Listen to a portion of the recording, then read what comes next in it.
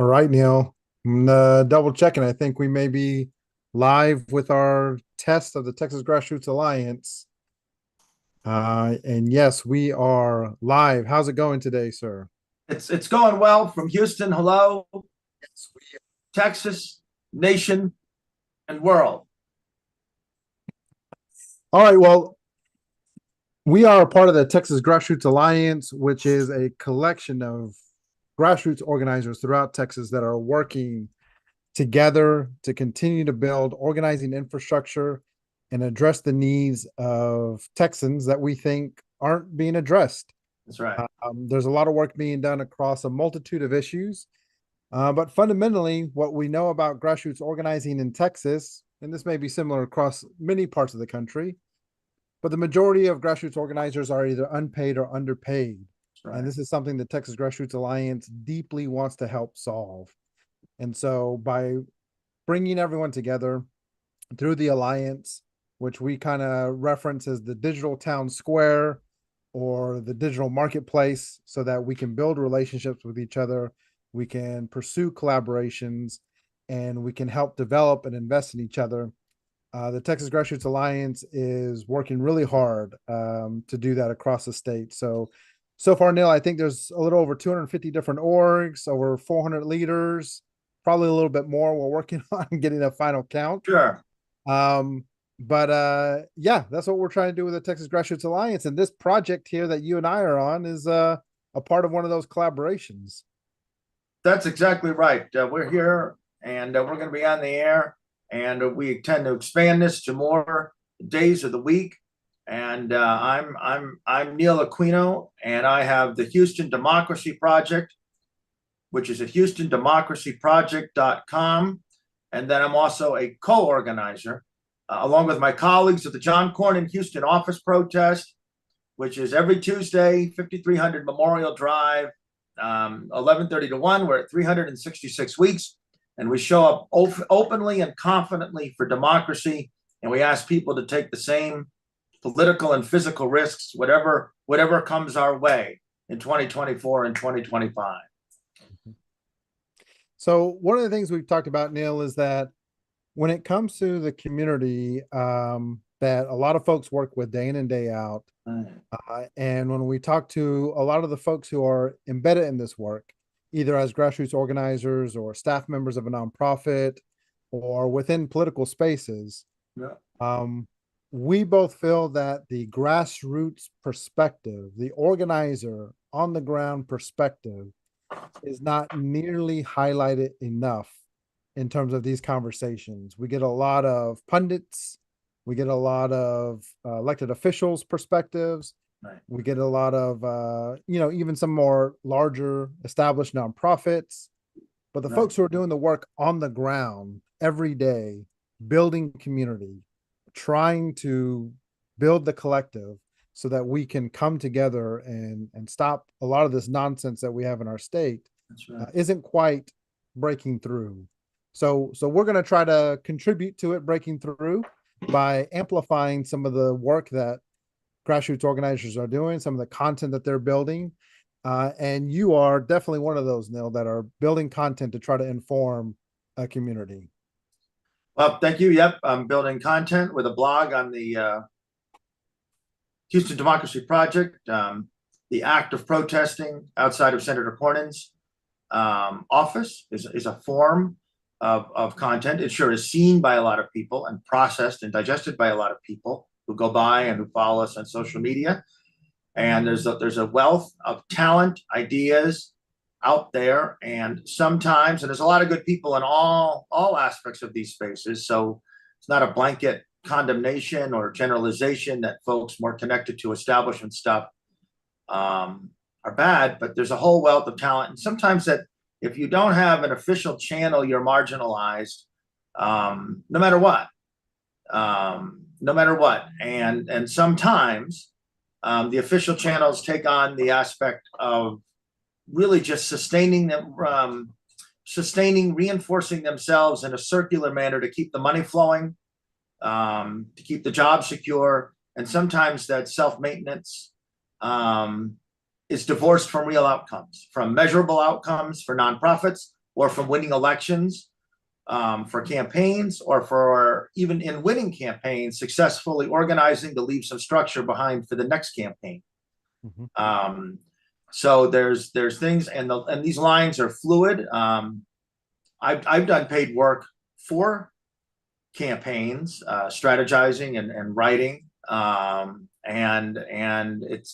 plenty of people in campaigns have been on all sides. So these are fluid lines, and the fluidity of these lines is heightened by our current political situation, where we are facing an authoritarian and anti-democratic and white supremacist threat that is only growing.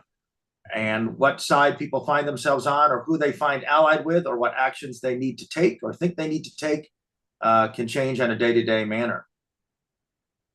Yeah, absolutely. And I think this is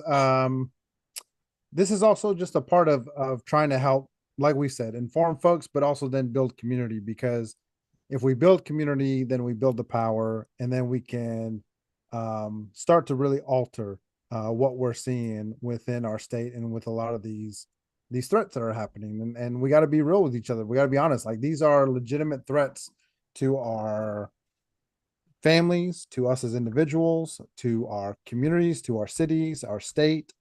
And we're in a really tough spot, and we see various rights being removed from folks. We see various communities targeted. So we're excited to be here with all of y'all, and this is going to be an experiment for us. You know, we're going to experiment with how we're talking about some of these items. We're going to bring on other organizers into this space, and so things may change over the course of several weeks or months as we just try to get a feel for all of this stuff. But we're going to go ahead and get started with some of the content that we want to highlight. And Neil, if you like, I can share my screen. And then if you want to walk us through some of this content, and some of your thoughts and perspectives, how does that work? Sure. Yeah. Give it a roll. Give it a go.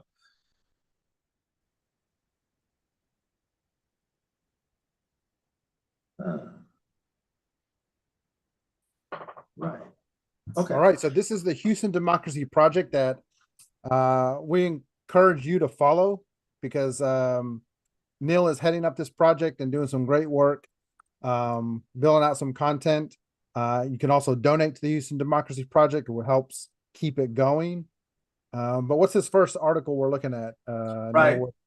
Right. And I want to emphasize briefly the donate. Obviously, you don't have to donate, but the reason that the donation is important is that we're looking for ways for autonomous actions. We're looking the way for organizers to remain autonomous from campaigns and from nonprofits, not because they're inherently bad, but because there need to be multiple channels. And when you're in an authoritarian moment, you know, if you have a two-party system and one party's authoritarian, you have an authoritarian system, and you have, in essence, a one-party system.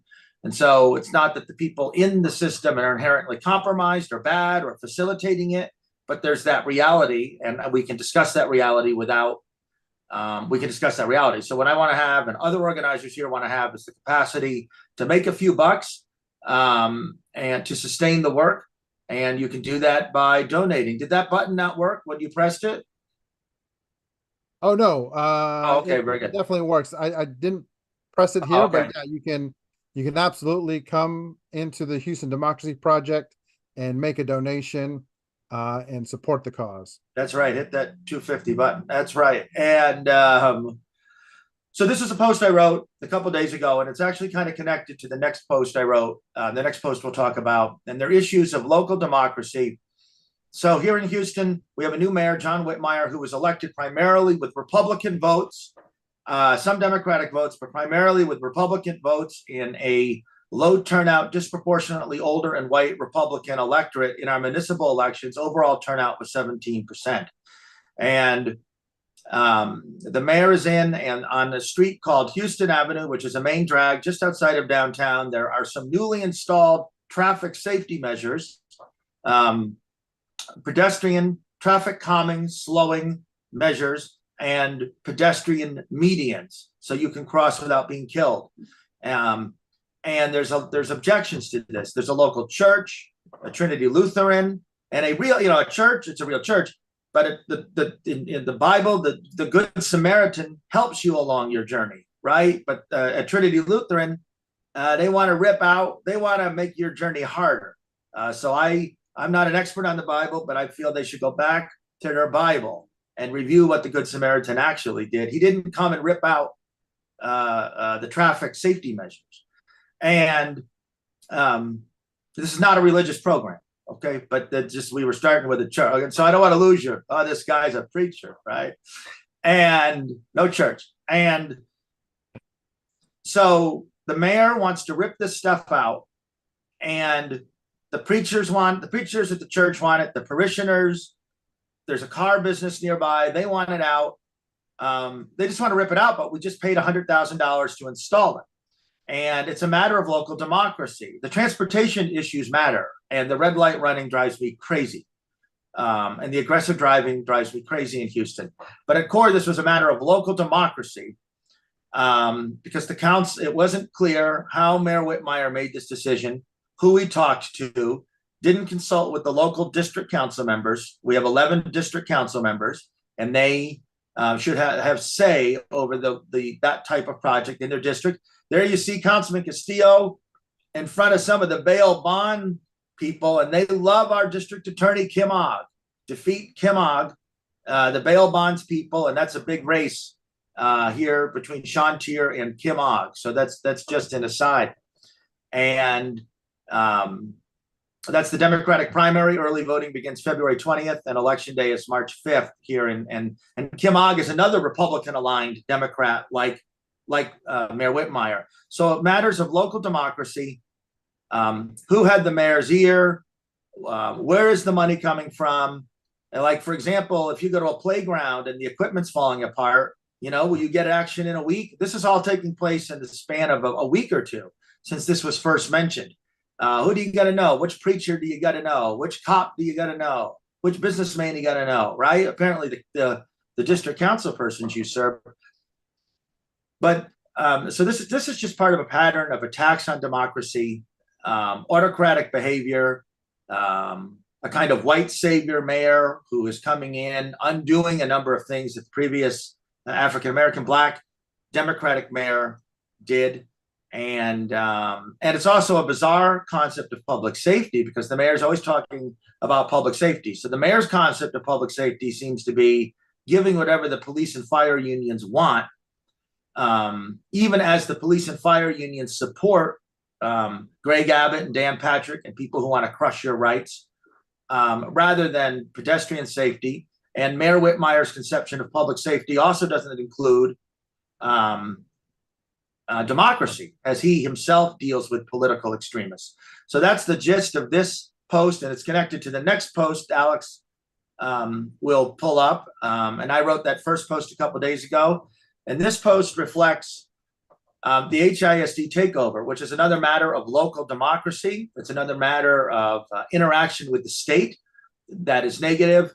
Our HISD board was taken over by the state of Texas, by Greg Abbott, by Dan Patrick. The 9 elected board members were replaced. In one case, one of the persons who came in and was appointed by the authoritarian, the bigot Greg Abbott, was someone who lost the school board race, but then was appointed to the board, replacing the person whom had defeated her.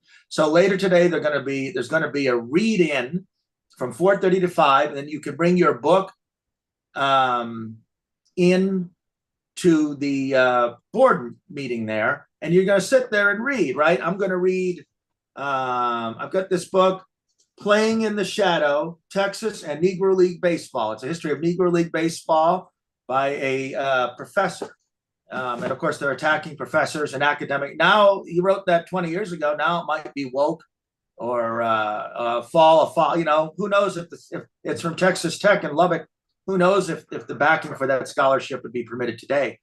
And so you're going to have a read-in and CVPE, Community Voices in Public Education. There's an organizer named Ruth Kravitz, who is paid. Some of the teachers unions are paying it, so it's kind of an establishment connection, but it's doing grassroots work, which gets to the fluidity of these boundaries, and that these aren't solid boundaries. She's got 2 or 3 paid people who help her, and that's excellent. And she's been keeping it going.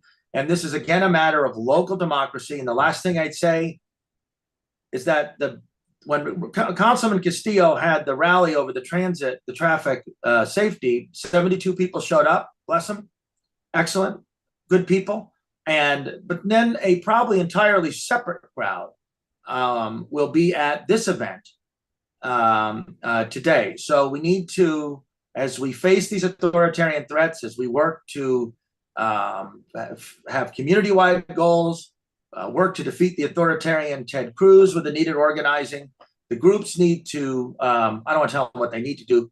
My feeling is that the groups ought to get out of their specific issue silos, in addition to their good work, meet up, organizers from different communities, against different demographics, ages. Age is a big deal. Should all meet up, should all connect, and talk about how their causes intersect, and how we can grow movements, because the people opposing the HISD takeover probably are also not for removing pedestrian safety measures, and probably have a lot in common, though they do not probably interact very much. So those are 2 matters of local democracy, 2 matters where people are taking the lead, 2 matters where a councilman and a union is involved. And so there's an organizational and institutional partner. So it speaks to the complexity, the optimism, all the things we can do. And that's on the Houston Democracy Project blog, which is part of one of 3 sections in the project. We'll talk about them as we go on, if not this week, some other week. And that's the project that I'm doing, and I want folks to know that they have the capacity to act. They don't have to wait. You have the capacity to act. So there you go. So now, just to kind of break down, I mean, some great insight you're providing, because you're on the ground, you're engaged with these efforts, you're talking to people who are engaged with these efforts.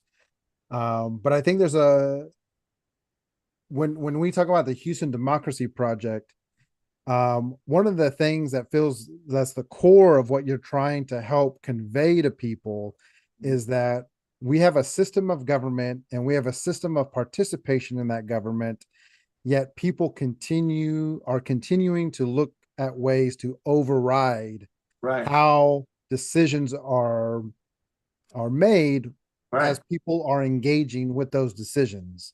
And so you have 2 separate kind of situations. One where the representation that the people elected and the participation of community members with developing some solution for safety in the city. Now there's a new mayor in Houston with Whitmire, who used to be a state senator in the Texas legislature. He is now in office. And the question that you're having for people is, why all of a sudden is this stuff now being removed when it was agreed and voted for to be implemented just months ago? I was just put in there. What changed from the public's desire for this, that all of a sudden the mayor would act on removing this? And your question is, who has the influence in the mayor's ear? Because it starts to circumvent the democracy and participation that people have done in order to abandon something as recent as something like this was being implemented and approved. Where the resources come from, we're told we're strapped, and we're told local voices matter. And it's an example of how elections do have consequences. And here's the thing, Mayor Whitmire defeated by, I think, a 64-36 margin in the mayoral election, Congresswoman Sheila Jackson Lee. And turnout was 17%. So between the two of them, Senator Whitmire and Sheila Jackson Lee have been in office a combined 900 years. They have been in office. I mean, Whitmire been in office since the Nixon administration, really, and in the legislature. And Congresswoman Jackson Lee, I think, came in office, municipal office in the Carter administration as a councilwoman. And then Congress. So, and that 17% turnout I referenced earlier, these people had been in office holding those seats. Senator Whitmire's office is Senate District 15, a 70% minority. No turnout. No one was excited to vote for these people. These folks had been in office. Both Congresswoman Jackson Lee and Mayor Whitmire had built nothing.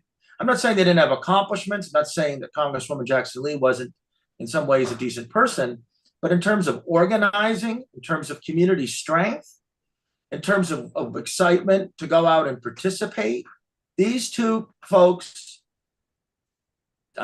did not build the structures needed to defend ourselves. If we'd had those structures, we could have eclipsed the slight margin by which Ted Cruz defeated Beto O'Rourke 6 years ago. If we had just higher turnout in our safe legislative and safe congressional districts.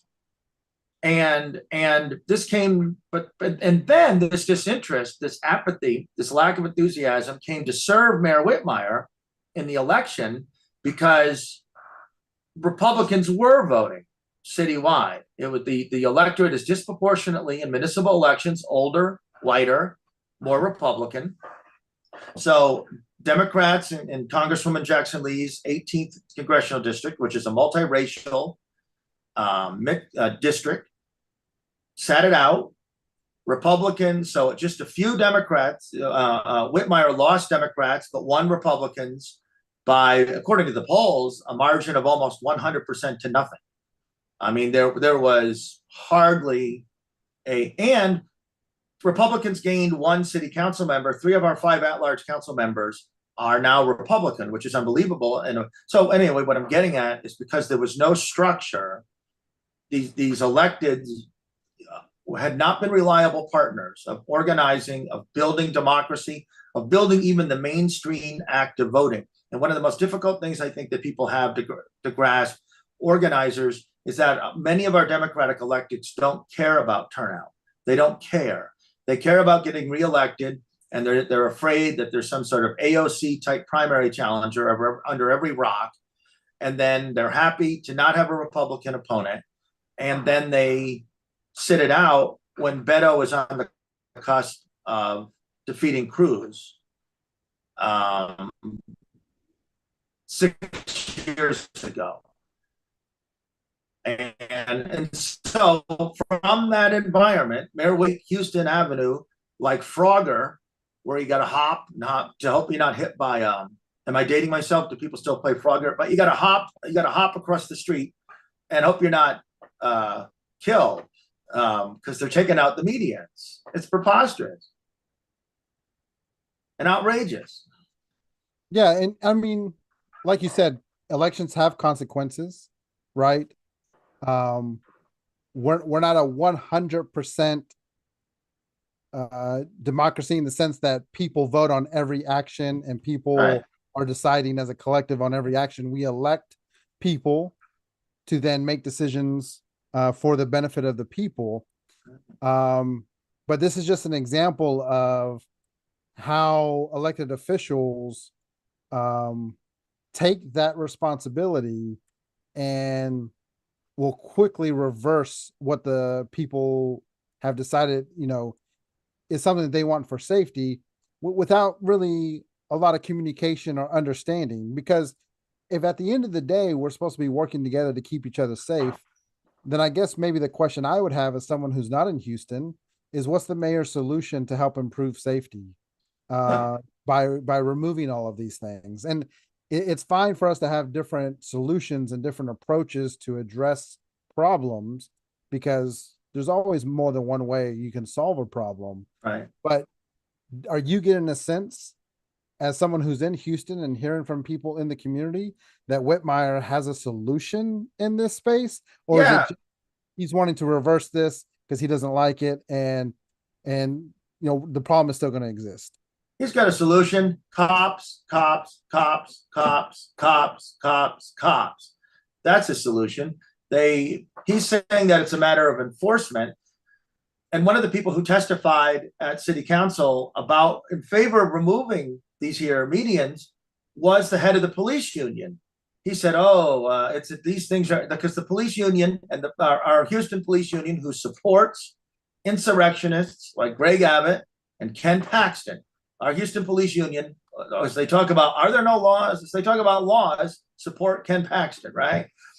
And so, rather than having someone from the planning department come and say, hey, these medians were a bad idea, or rather than an actual police officer, an actual police official saying that, hey, these medians are impeding our vehicles, he had the head of the police and the fire union there saying, oh yeah, these things are getting in our way. And they're not traffic safety officials. If they were, and HPD has addressed some of the street racing, but if the head of the firefighters union, who supports Republican after Republican, and by Republican, I don't mean that bipartisanship doesn't have a place in a healthy democracy. I mean that substantial numbers of these people are at this point are committed insurrectionists or are silent about insurrection. If the head of the firefighters union, who we're about to give a giant amount of money to over an endless court battle that I won't bore you with, he could have at any point over the last year or two since COVID and said, hey, the red light running is crazy. The street racing is impeding our vehicles. Hey, why won't you move over for our damn fire engine? What's wrong with you? But the one time he comes out for traffic safety is in a politically motivated way to help the mayor overrule local democracy and the local councilman. And, these are Republican allies. These are allies of the same people who are taking over HISD. And it's a climate where the well-connected, the aggressive, because that's the kind of driver being rewarded. And excuse my focus on it, but it's a matter of local democracy in a way. I mean, we act in a civil, respectful way of one another because we live in a society. And Margaret Thatcher once said, "There's no such thing as society." So the right wants us to live in, some sort of state of constant conflict. And there's a better vision than that. And that's not the vision that attacks on local democracy, whether they're on the streets, literally in this matter, or at the schoolhouse, reflect. We could be better. What a waste of damn time. Yeah, and I think for folks to understand is a lot of communities and a lot of community organizers criticize law enforcement for a multitude of reasons. That there needs to be more accountability, and there's all these other aspects, the amount of money we're spending and all that kind of stuff. But there is a real important distinction that I think a lot of people do not make for themselves, is that the police union is something different from the police force. Absolutely. And the people who are supposed to be serving the public. While officers may be members of the union, the purpose of the union itself is a political purpose. Right. It is around navigating power and enforcing political perspectives and views that may not be in line with where the community sees the role of police in their community. So I think that's something that's really, really important for the mayor to go to the police union, to go to a political entity, to be able to justify his decision to not engage community as a whole, or like you said, other well-informed and educated departments within our cities to be able to make this decision, shows that he is trying to expedite political purposes that he has a desire for. And these are practices that we've got to stop, tolerating, whether it is from either side of the political party, no matter what political party it is, right? We need to make sure that we are engaging the public and that we have a healthy democracy and conversation and community so that the representation that we're voting for is reflecting the will of the people and that Right. there are solutions that are going to ultimately help us when it comes to things like safety.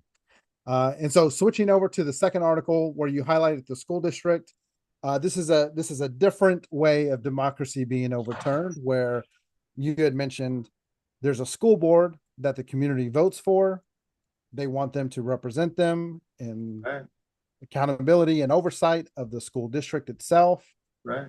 The state of Texas decided to eliminate that school board and appoint the leaders that they want to appoint Yeah. to be able to run Houston ISD, the largest school district in Texas and Yeah. one of the largest school districts in the country. Yeah. So in one of those situations you mentioned, the person who lost the school board race ended up getting appointed by the state, That's which the truth.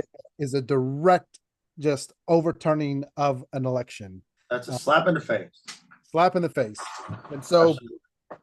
Community Voices for Public Ed is a great organization that's trying to fight the Houston ISD takeover and trying to build community power to be able to push back on the state, as well as the people who have been inserted to implement policies that, once again, are not trying to solve things for students, but are trying to solve things politically.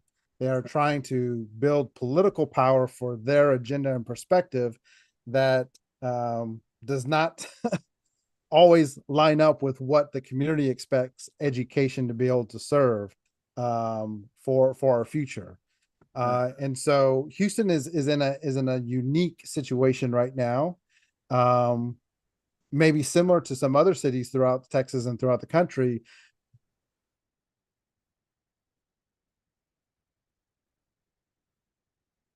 And you have a political party that is actively trying to overturn any aspect of democracy that they can within the area. Right. And then right. And then we can wrap up my post here. And the last thing I'll say is consistent with, so you mentioned a political party, and I had earlier mentioned the Kim Og race, and Daniel Cohen, and a Texas grassroots organizer who's the president of Indivisible Houston here, has done heroic work to help to get precinct chairs. These are all matters of local democracy. To get Democratic Harris County precinct chairs to formally admonish Kim Og. That was a great matter of local democracy. But Alex talked about one party, then within the Democratic Party, and this is not a Democratic Party program, but within the Democratic Party that so many of us are involved in, Mayor Whitmire is nominally a Democrat. Kim Og is nominally a Democrat who's been trying to prosecute our county judge, Lena. And we've got these folks, or we have Eric Johnson, to use an extreme example, in Dallas, who was elected as a Democrat and switched party, or State Representative Sean Theory in District 146, who was involved with anti-trans remarks. And she too is a Democrat who's taken a lot of conservative money, and she may well win the race, unfortunately, but she has a good chance of holding on to her seat. And that's up to the folks in her district. But we see within the Democratic Party, in areas where Democrats generally win, we see folks who it seems ought to be Republican. And then with the case of Mayor Johnson in Dallas, you see just an outright full betrayal. Mm-hmm. Yeah. And I think definitely from the Texas Grassroots Alliance perspective, we are uplifting and prioritizing progressive values in terms of a lot of the solutions that we're trying to pursue. And I think, while for progressives, a natural ally in terms of political party can tend to be the Democratic Party, there's not a complete alignment around some of these issues, because what's fundamental to progressive organizers and community members is we need systemic changes. And there are people within each of the parties that do not want systemic changes. Yeah, a And lot of so, them. so there are things to push back on in multiple ways. We see the Republican Party pushing forward with this authoritarian approach, overturning democracy in many different ways, and also just continuing to weaponize against diverse communities, weaponize government against diverse communities and things like that. But like you said, within the Democratic Party, we see the lack of unity around working together and just working towards the platform that the party says they want to see Yeah, that'd be nice. within the local government, state government, or around the country. And so this is a huge problem when it appears that people are co-opting an elected role representing a party, but doing everything they can to go against the values of that party. That becomes a real problem that we see on the Democratic Party side, which I think is a perfect segue into our next article, which was written by Lone Star Left and Michelle Davis, who, if you're not following Lone Star Left on Substack, we highly, highly encourage you. She's a TGA member. Michelle is a member of the Texas Grassroots Alliance, an important distinction. And last week, she wrote a great article about will Texas Democrats rebel against the Democratic establishment in March, choosing sides, the battle between Texas progressives and the DC establishment. So this particular article is really centered around the U.S. Senate Democratic Party primary race, where there's two leading candidates. There's multiple candidates in this race, but there's two leading candidates with Congressman Colin Allred and the state Senator Roland Gutierrez. And they are approaching their races very differently. Colin Allred is approaching the race from what we are identifying as a DC establishment approach, whereas Roland Gutierrez is approaching it with a progressive grassroots organizing approach. And so Michelle does a great job of highlighting the issues when it comes to the establishment's approach to Texas, because when it comes to especially the National Democratic Party and their view on Texas, if you're a grassroots progressive organizer, it's very clear to see that they don't understand Texas, and which is fundamentally why we have struggled with getting over the hump of winning some statewide races or some key races in Texas because of the amount of influence that they have. She has a great point here. The Democratic establishment has taken Texas for granted, assuming that demographic changes would naturally lead to the state becoming more democratic with significant effort or targeted strategies to engage and mobilize these communities. And that's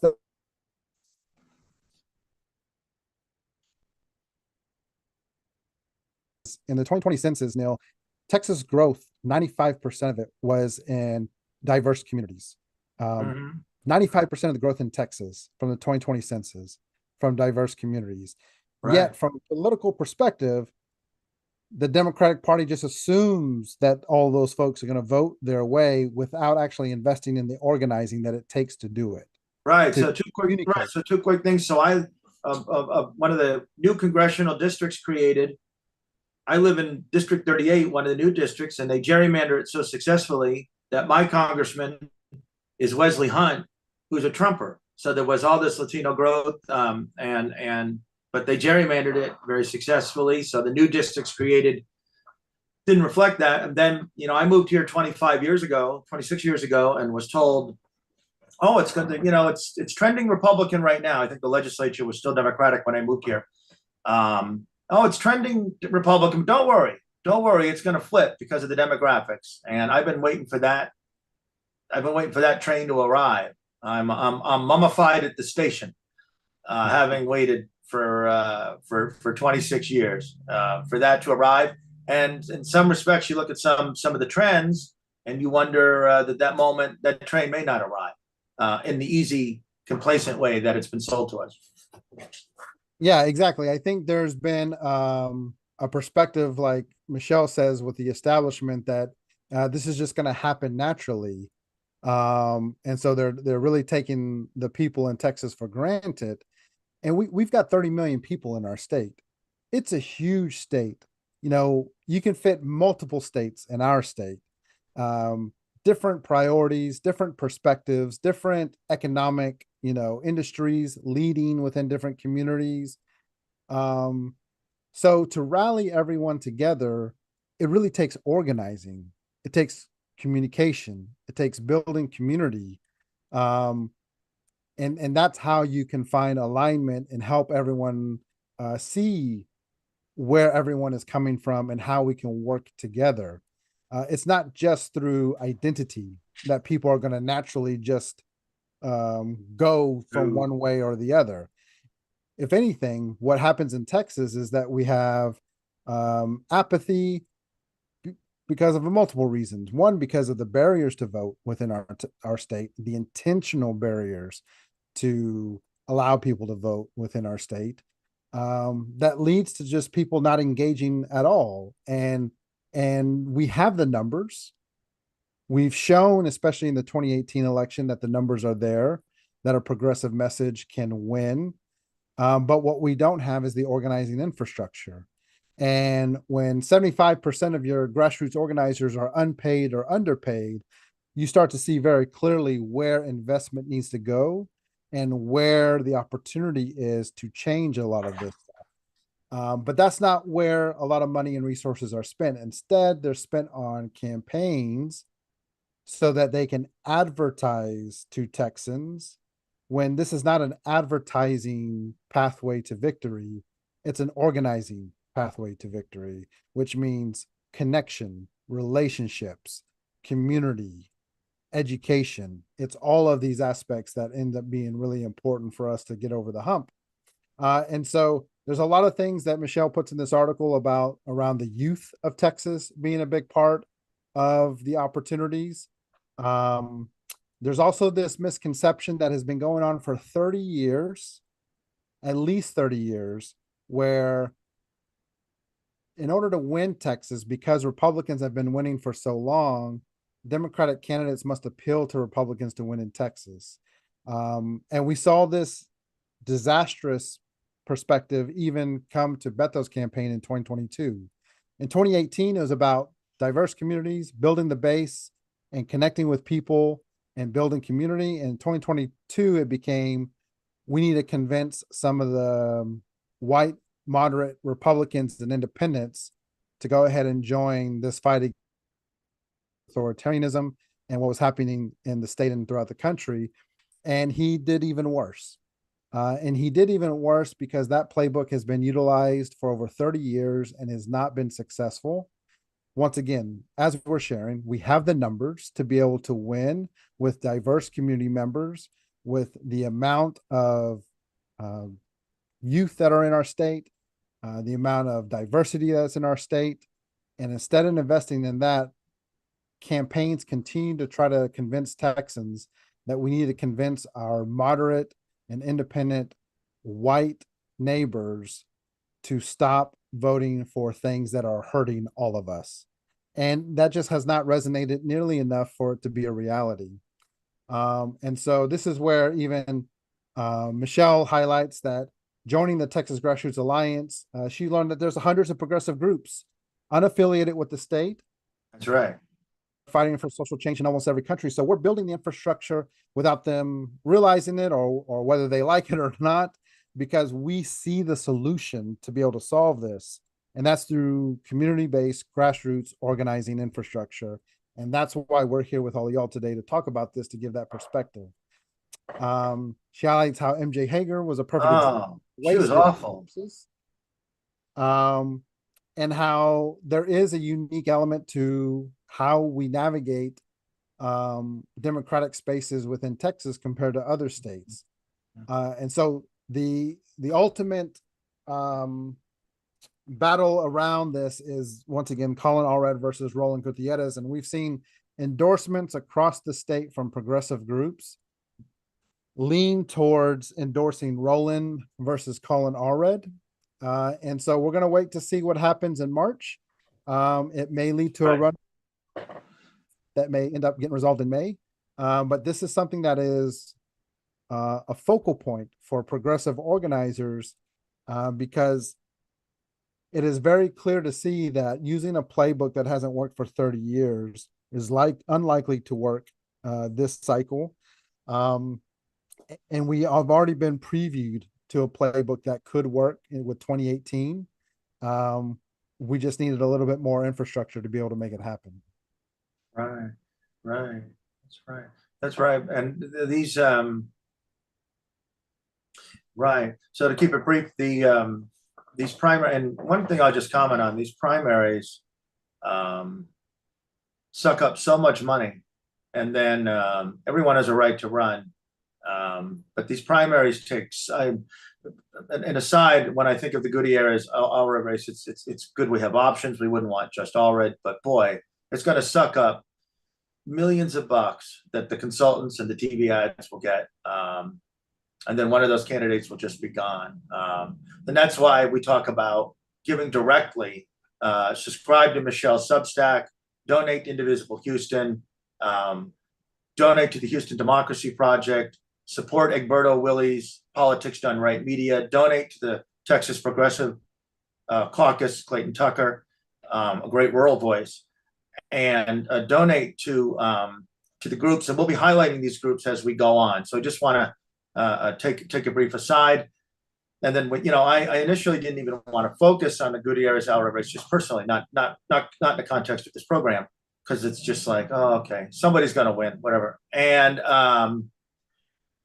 but then the Allred people seem to have picked a fight. They seem to think that holding their coalition together means demonizing the base of the party, or demonizing the progressive base or a youth-related base, and it's just been depressing to watch the Allred. To me, the Allred campaign's been unnecessarily antagonistic. I know it's a competitive environment, but it has kind of enthused me for Gutierrez in a way that I didn't see coming. Yeah, and I think both of us have had interactions with both of these campaigns in different ways. A lot of grassroots organizers, although they may not prioritize, party primaries in their work, sometimes they do because it just becomes necessary to be able to move and to have progress around the progressive agenda. I think for me, it was also, I really didn't have an interest in jumping into this because there's so much organizing infrastructure work that we're doing that is really been a focal point the past couple of years. But I got invited to a meeting with Allred and his team. And there were some questions from grassroots organizers. I also added a question in there, and it was just really disappointing to hear the responses to what grassroots organizers were trying to help convey to Allred as a candidate in the campaign. And then, with Roland, it became very clear that there was a conversation that can be had and is continuing to be had around what progressive organizers are trying to prioritize and talk about. Now, Roland may not be perfect for everyone either in terms of some of the priorities that folks are focused on for a number of reasons. I don't think any candidate truly probably ever will be, but it is our job to continue to engage when we see that it's appropriate to try to influence and help them see maybe something that they're not seeing. And when you have one candidate dismissing that feedback and perspective, and you have another candidate willing to engage in that conversation, even if the outcome is not the same or not what you want, that starts to tell you a little bit about how they may be as elected officials. Because at the heart of a lot of the work that gets done in any community, it comes from the subject matter expertise and the relationships that grassroots organizers have within the community. And they are busting their ass to try to elevate those perspectives to these elected officials and these candidates. right? So in terms of elected, one of the focuses of the Democracy Project is to get our local elected, safe Democrats, non-opposed judicial candidates, and safe legislative candidates to take part in the election anyway, to boost overall turnout, to help defeat Ted Cruz, to defeat Donald Trump in Texas. That's my story, and I'm sticking to it. That we're going to defeat Donald Trump in Texas and hold the county. And so what I've been doing when I've been meeting candidates at functions, as at the Houston LGBT political caucus last night, I'm a member, and I spoke. I used the minute allotted to candidates to boost the corn in protest and the Houston Democracy. And I said to the body, and it's an influential group in Houston and Harris County politics. I said, most of these candidates we see, they'll win or lose, they'll be gone, but our troubles will remain, and press them about turnout. So I've had conversations at the caucus and at other meetings with candidates running for judge, and they'll come up, hey, I'm so-and-so running for judge. And I'll say, oh, it's good. And I've said to them respectfully, and that there's nothing inherently antagonistic or that need be, and that's not how I roll, but hey, if you win this seat, you're going to be a judge. And if you lose this seat, you're going to be an attorney, right? You're fine. So, what do I care? I say that politely, well, what do I care? And yeah, there may be policy. There are some cases where there just are sharp policy differences between judges, but often there's not. And so are you going to be involved in the Harris County the eclipse? I thought the full eclipse was in a year or two in Texas, but it just came. And that's because you went dark. Did you see that joke fell flat? But you went dark for a second there. Okay. Yeah. Oh, it's a rough audience. I went a long way for that. And then I'm letting the digital audience respond to that one. Yeah. Oh, it's too loud. It's overwhelmed. And are you going to participate in the Harris County Democratic Party coordinated campaign where they solicit money from each of the candidates to run a campaign for the full slate? Are you going to knock doors? There's a guy in town named Eric Manning who keeps track through Van of doors knocked by candidates, and he'll post weekly. Candidate so-and-so knocked 62 doors this week. Brilliant. Candidate so-and-so, we haven't seen that. So that's a way that we have this way to monitor. That's a grassroots monitoring. He's not a TGA member, but he's an active hero of democracy.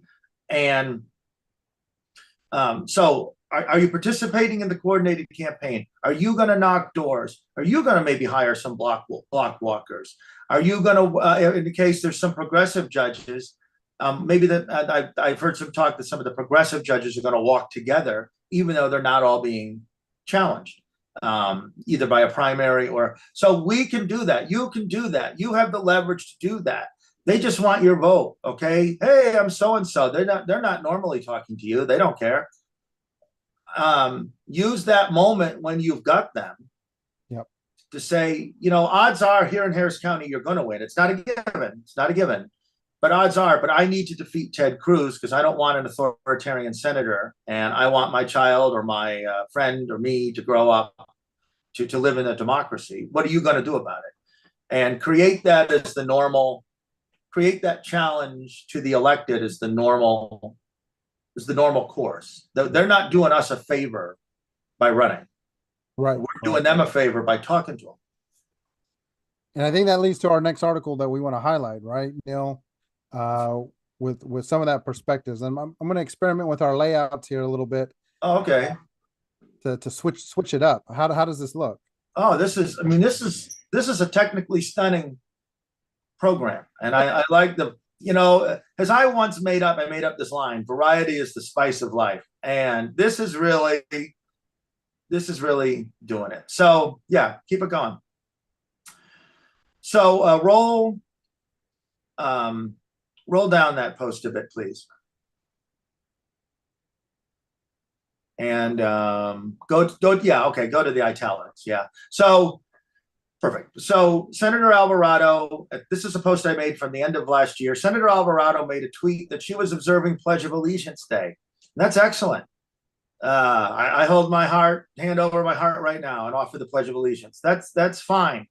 And but then there were things to live up to the best values of the Pledge of Allegiance that Senator Alvarado, who's in Senate District 6 here in Harris County, a perpetually low turnout district. There are things that she could do in addition to the Pledge of Allegiance. And I don't say these things entirely mockingly. You don't have to, church and country and God, if that's what people want, they can have that. That's good. And then they can also, it doesn't inherently mean that they don't share the values that we do. And so I want to meet Senator Alvarado where she is. She's talking about the Pledge of Allegiance. Okay. What also can she do? Speak frankly about the threat to civil liberties from the political right. She talks about bipartisanship often. That's fine. But what if no party exists? What if the other party is not democratic, is authoritarian? Then there is no rational bipartisan partner. We have to prepare for. There are situations simply where agreement can't be reached. There's a political philosopher I like called Isaiah Berlin, a strong believer in pluralistic democracy, but who says, you know what? Sometimes there's just not a partner. And then there you are. Senator Alvarado could prepare a written, detailed plan of increasing November turnout in District 6. It could discuss the hiring of canvassing, how these teams will be trained, what they'll be paid, what groups and organizations she'll work with, how she'll team up or even bug other elected local Democrats, call them up. Hey, Representative, I haven't seen you out on the hustings. What structure will she create? What structure will she leave for the next election cycle and whatever I'm missing? And the last thing I highlighted is that Senator, to get to an issue we referenced a few minutes ago, speak to law enforcement unions who support election deniers such as Ken Paxton, Trump, and any Republican who has not publicly distanced themselves from anti-democratic figures about the dangers of strong law enforcement support for politicians at odds with our rights. There's no public safety without democracy. So again, Alex made the differential between police unions or firefighter unions. And here in Houston, frequently the firefighters are more aggressive and testosterone-y than the cops sometimes, because it's a less diverse membership. There's more women and more diverse police force than our fire force. I feel, and so speak to them. And if she wants to support the police, there are issues with the police. Well, okay, she can do that. She can go to the station house and thank them. But the unions are political entities whom are supporting political extremism. And the unions could have spoke up more aggressively when hundreds of officers were dying from COVID. I mean, that's what was killing police officers, was COVID. The unions could speak up when Donald Trump takes part in January 6th actions that crush cops and gets them speared by flagpoles and beaten and bear sprayed. They could say, hey, maybe we shouldn't be with all this right-wing stuff.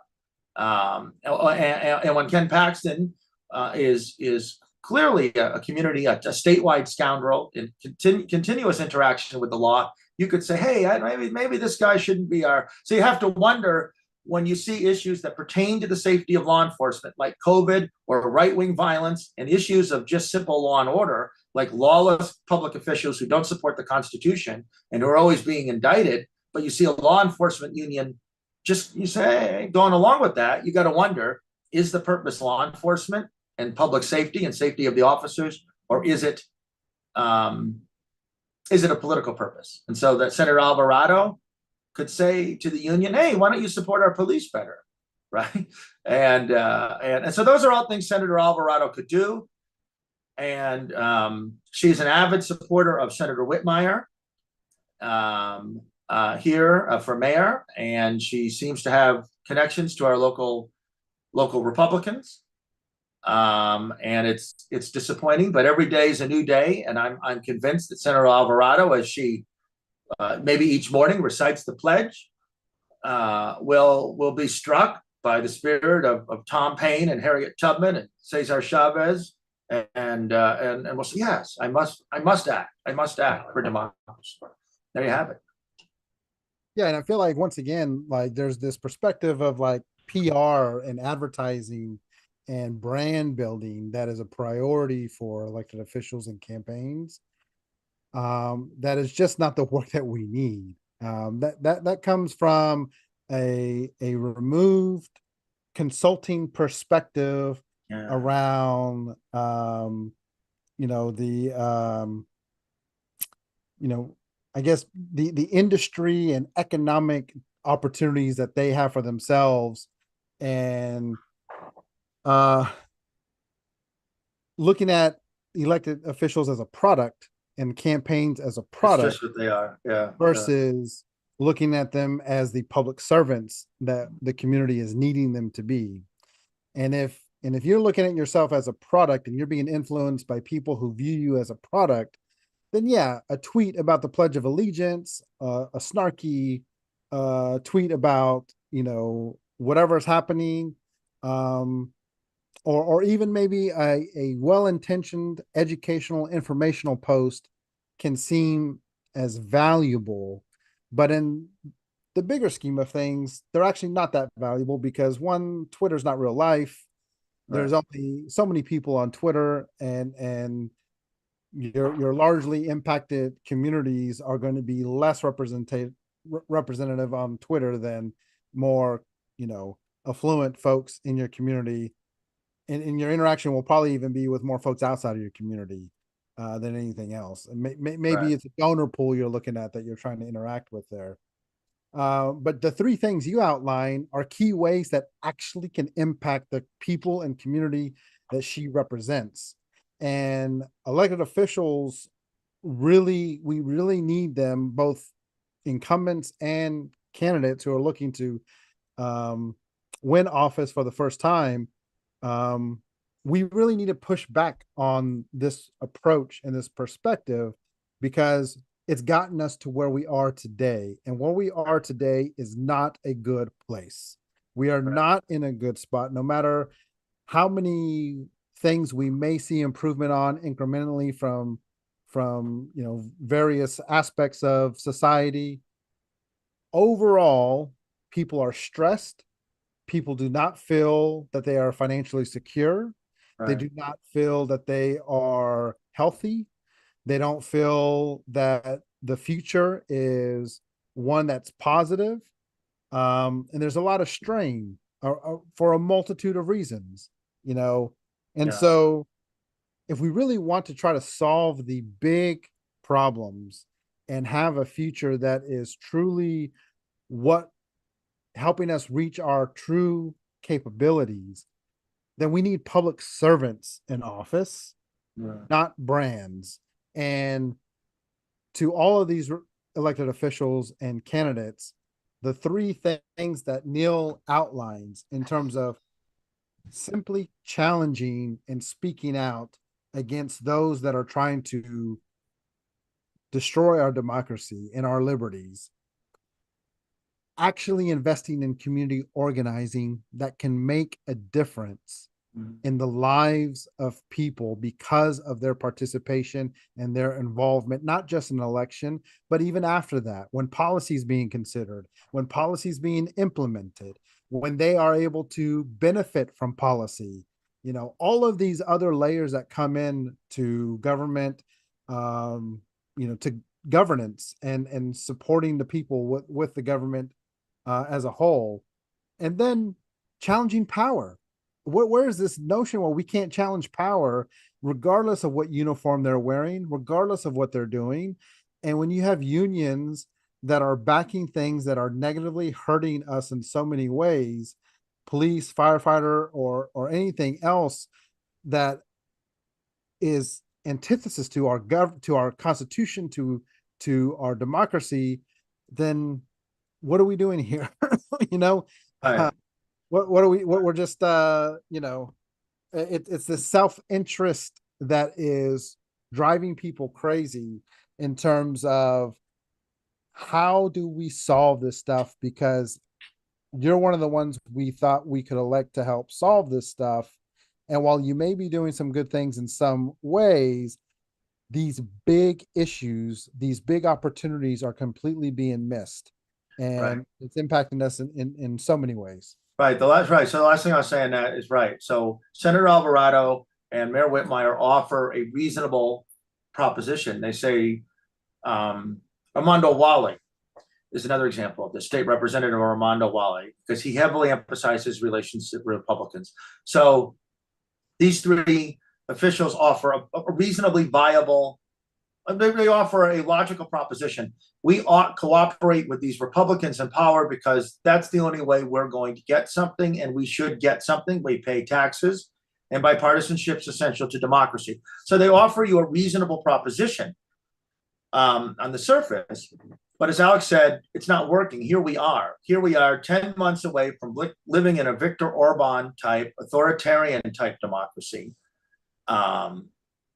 And in Texas, we have the governor saying, I would shoot migrants if the Biden administration would let me. Now, under a Trump Justice Department and a Paxton Attorney General, you might well see the shooting of migrants. If they're calling it an invasion, what do you do to invaders, right? You shoot them. And Armando Wally, and I highlight these folks because they so aggressively campaign for Whitmire, the senator, and Armando Wally. And Whitmire wants to bring in, he hasn't talked about it in a bit, but it's still the plan, Department of Public Safety police to patrol the streets of Houston. And Mayor Watson, another old centrist, older white male senator, couldn't control DPS. When he wanted them out, they wouldn't leave as mayor of Austin. So, Whitmire doesn't want to shoot migrants, but Wally especially is complaining about SB4. And I'm like, dude, you're calling, you have in essence bringing in the cops who would enforce SB4.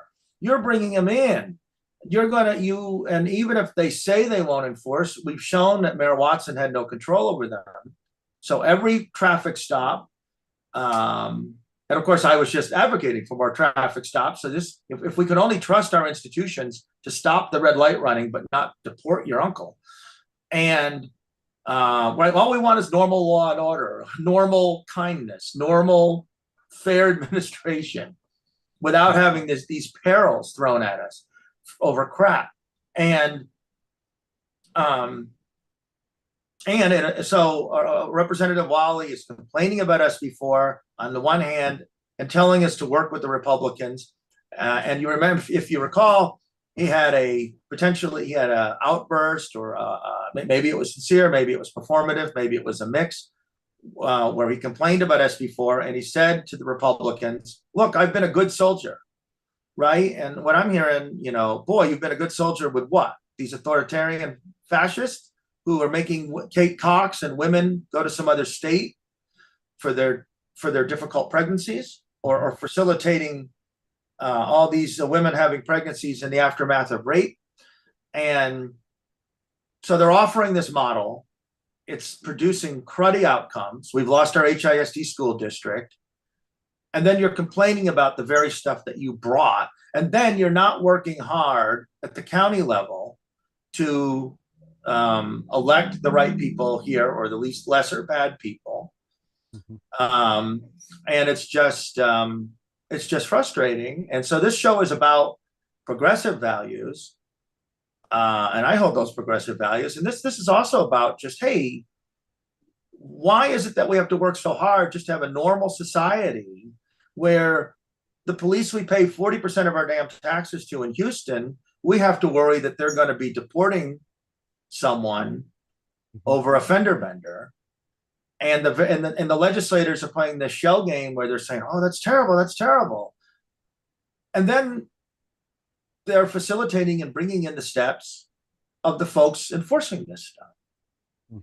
And these are, look, it took me 7 minutes probably to explain that. I'm sure there's a more succinct way, but these are difficult messages to get out. And that's why we continue to talk about the need for financial support for our programs. And I think the next article, we're going to talk about Egberto Willies, is that right? Who's a great source of local media. And as you listen to Alex's excellent account of Egberto's article, there's currently a pledge drive at KPFT. Egberto's Politics Done Right show is one of the programs you can donate to KPFT. And I am on every Thursday at 6 a.m. Egberto's on Monday through Friday at 6 a.m.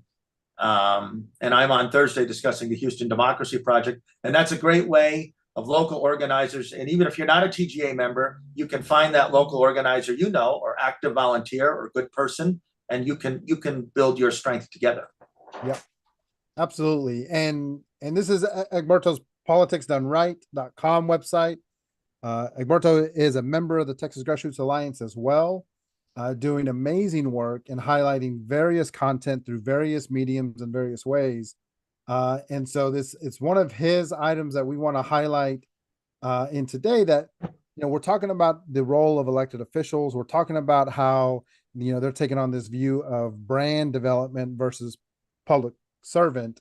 And this is why it's important, because when it comes to policy and it comes to impacting the decisions, if we continue to have elected officials to be influenced by corporations and by money and by those that are not motivated by the community interest, then at some point this is where community is where they are at right now, and where they're like, it doesn't matter who I vote for, because they're all going to make decisions that are not going to be in my interest. So from a progressive standpoint, we're trying to push the elected officials that we think have a legitimate interest and desire to actually follow through on it. Because if they don't, then who will we have? And this is where, if it's not going to be them, then we're going to support people and develop leaders who will then take on that mantle to truly serve the people. And this is a great example that he had last week, where he had a caller into Politics Done Right complain about private prisons having contracts that require a certain fill rate, or else the county is penalized. And Egberto used it as a way to show why the private sector should neither be in jails nor healthcare, and because these are impacts that we're seeing. I'm in Tarrant County, and we have a huge issue where our Tarrant County jails are being filled by those who are struggling with mental health issues. And then the treatment of these people in these spaces are truly abhorrent. And you start to wonder, and you start to dig into the details. Have we created a system that profits off of the gelling of mental health folks in our community, versus us investing in the treatment and the support and the services that are needed for those community members? And so we see an impact of jails in various ways. We see impact of healthcare in various ways. And so privatizing jails and healthcare via Medicare Advantage represents a broader trend of commodifying public service areas critical to societal well-being, Egberto highlights in his article. He also goes on to say, in both cases, the profit motive can significantly distort the aims and outcomes of these services. Where the community's needs drive the public sector, the private sector's drive for profit can lead to outcomes that are antithetical to public welfare. And so, moreover, the privatization of these sectors often results in the lack of accountability and transparency. Lastly, he says private corporations are primarily accountable to their shareholders, not the public. This situation can lead to decisions that favor profits over public interest, and without the same level of public oversight, these decisions can go unchecked. And so once again, the needs of the people are secondary, if at all, when it comes to the privatization of this stuff. And Houston is also seen where the dismantling of public institutions like public education and Houston ISD is trying to put education on a pathway of more and more privatization. We have an immense charter network that's been grown throughout Texas. There's a push for vouchers as another example. But with Egberto highlighting and utilizing jails and healthcare and the impact that the private sector has, this is something that can be solved with policy. This is something that can be solved with government accountability and oversight. And this also can be solved by just public institutions serving the community with these things versus private companies, because we are not seeing the benefits of private companies being the leaders in these spaces. So Americans pay for more healthcare than any other industrialized country, and yet we have worse outcomes. And so there's an opportunity for us to start this transition to improve health outcomes by doing this. And an example of that is the Affordable Care Act. While a solution unto its on its own is not perfect, does not address every single issue that needs to be addressed within healthcare, it was designed to put us on a pathway of improved. But one of the fundamental flaws, I think, with that was the option for states to opt into Medicaid expansion. And once again, Texas, for over a decade, has chosen not to expand Medicaid, which directly impacts the health outcomes for a lot of Texans within our state. And so, once again, how do we solve that? Well, that's actually a policy decision, because our legislature can opt into Medicaid expansion if we have the legislature that represents the values of Texans that deeply need this service and need this support.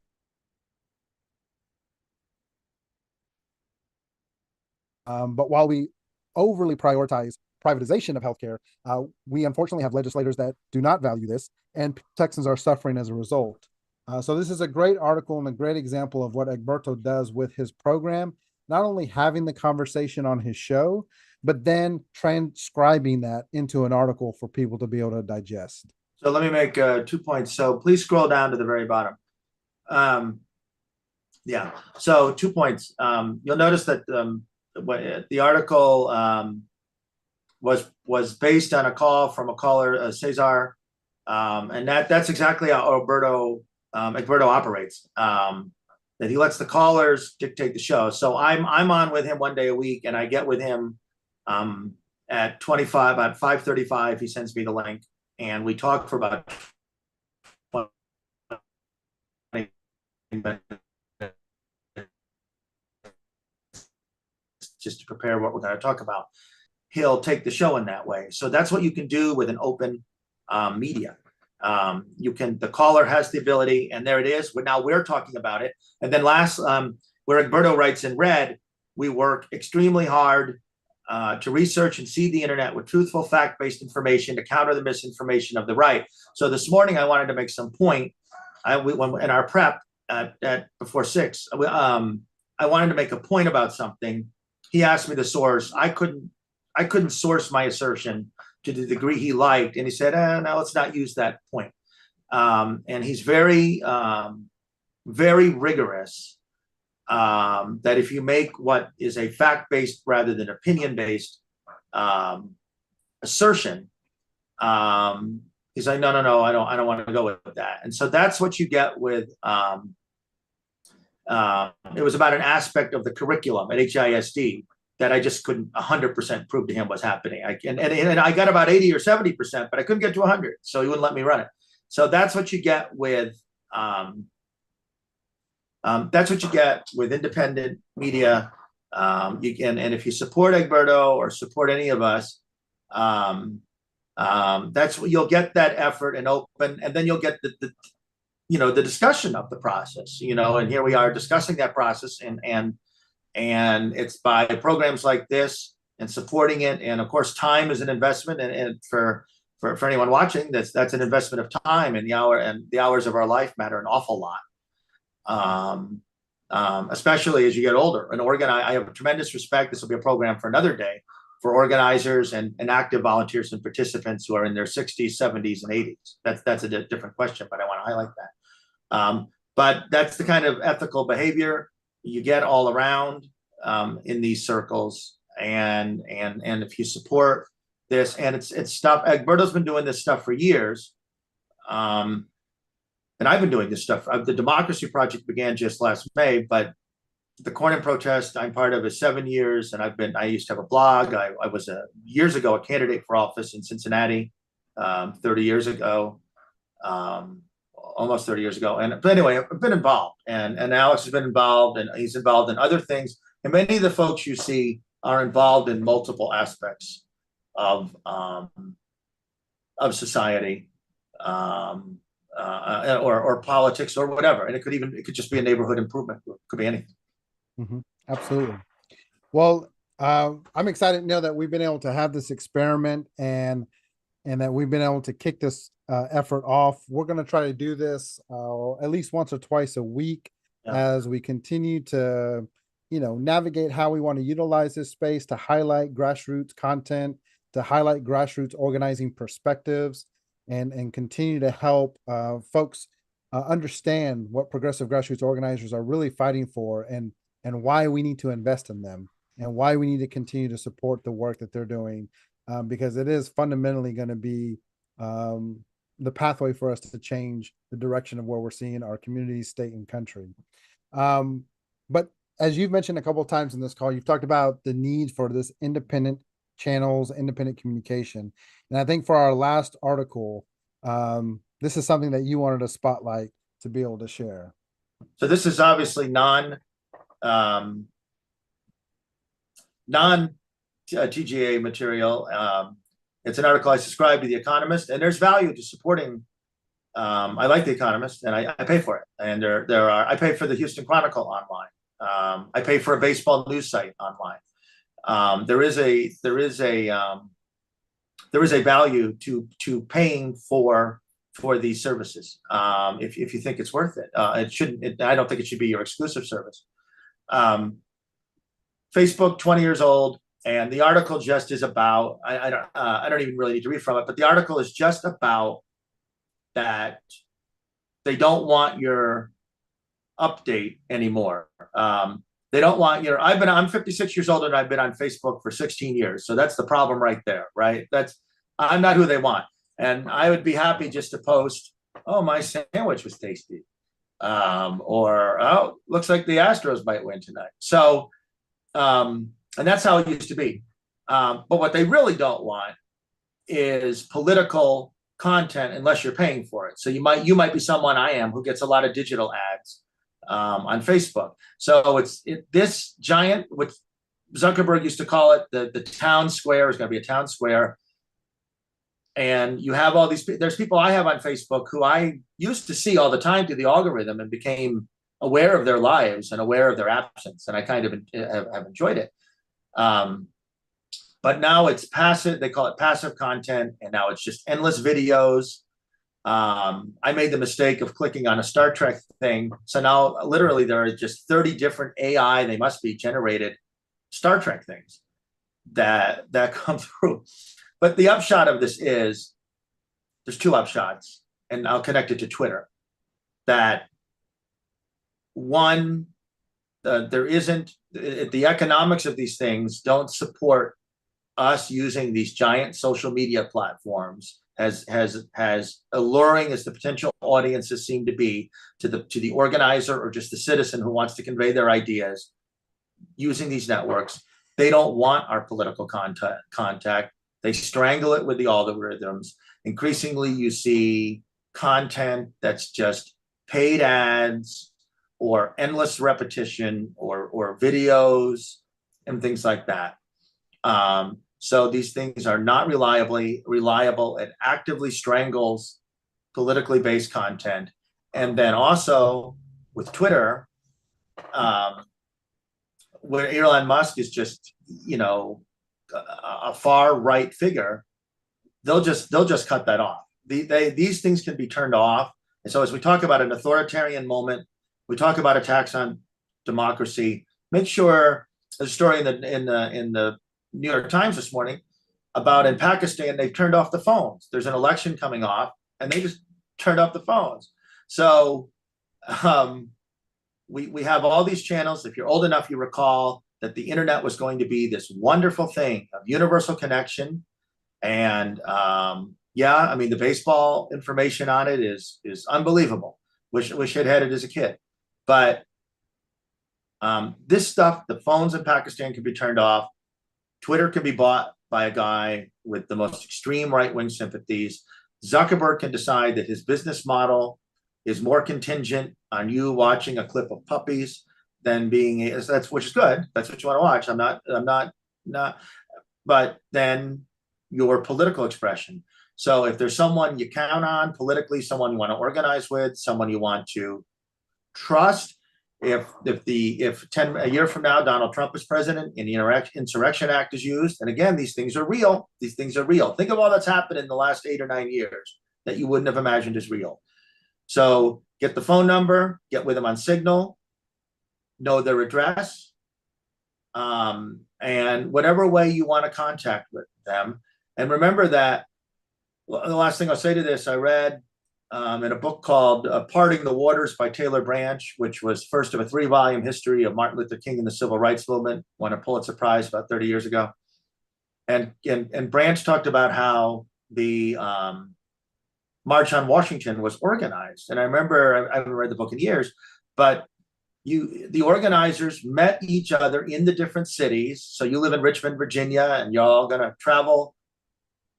You know these organizers. They're not, or they're probably not cops, and there are cops in our movements. And to print the flyer, you had to have access. You'd have these hand crank printing machines. There was no Kinkos, even as antiquated as that sounds. And so you knew the person. You had to get access to that equipment. It took you 2 hours and a zillion cranks to print that flyer. You traveled together. You knew where that person lived, and then you met the organizer from Philadelphia while you were at the march. And sometimes it feels we're back at that moment. Sometimes it feels that we're back at that moment because the invasions of privacy, the ability to cut these things off are there. And a predicate of this show is that we do face an authoritarian moment. There's so many different things at work here, the public policy gains we hope for, and just saving what we have or restoring what was lost. There's so many layers here. So I'm using an outside TGA source to make that point. But what the point does is bring us inward, not insular, but inward to let's create our own networks. Let's have our own channels, our own programs, our own media, our own writing, our own organizing, our own trust, and understand that these social media companies and firms that we're relying on to broadcast this stuff to you are not, we're on 5 platforms here, or 4, maybe 1 will be up at a critical moment, and that might make the difference. So there you have it. Yeah, I think this is a huge important point for folks to understand that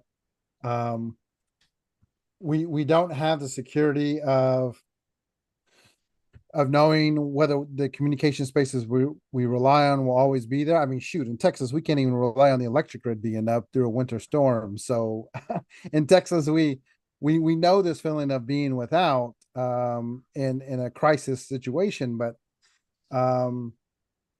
to know that at key points of civic engagement, that the dials can be changed on whether we can communicate each other around civic engagement,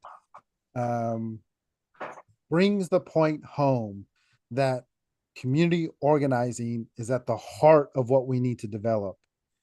It gets back to the roots of knowing each other as people, as community members, of building relationships, of being connected so that we can stay together in terms of working towards the solutions that we want to see. It's really important that folks see this distinction, because social media, as well as streaming services or anything else in American culture in this digital age, is around us becoming more passive, and more of an emphasis around our entertainment desires. But we are at a moment this decade, and we're in a moment this particular year, where we need to make sure that we are utilizing the opportunities to strengthen relationships. And this is a big part of what the TGA is about. We want to build strong relationships. We want to boost skills and maximize strengths. And we want to create pathways for communication and collaboration. And the Texas Grassroots Alliance is around working with progressive grassroots organizers across the state to help accomplish these things and so much more. But as a foundation, we see that these elements are what is going to be key for us to be able to actually move forward as a society in the ways that we hope, where there's more safety, there's more justice, there's more equity, inclusivity, there's more, economic security, and on and on and on. We have a planet that we will be able to survive with, because the planet's going to be fine, but whether we get to survive in it is going to be another thing. So Right.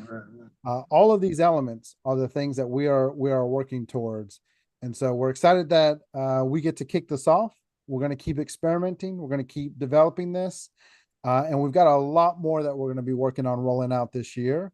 And so, Nell, this has been great to have this conversation with you. It's been great to have this conversation, and hopefully, through the TGA, I've come to know organizers in Texarkana, New Braunfels, Galveston, Waco. So one thing we're going to do, we talked about Clayton Tucker and the Texas Progressive, and he's raising goats, right? So this is not one thing that we're today. We've talked about Houston or Fort Worth, but this is really meant to be all of Texas. This is, one goal of the TGA is that this is just not centered on the big cities. And it can't be easily caricatured as, just big city, urban county stuff. It sure is not in the workings of the TGA. And so I'm very appreciative, Alex, of you doing the technical work to set this up, and making some of the layouts and the screen sharing and all that stuff possible. That's good, and that's super important. And I look forward to doing this next time, which will be next week. Yep, next week. And we're going to try to get in a routine so that folks can know when to expect us. Give us a couple of weeks to get that traction going. But this is exciting, and a great effort for 2024, and excited to continue to elevate more grassroots voices. Thanks everyone for joining us.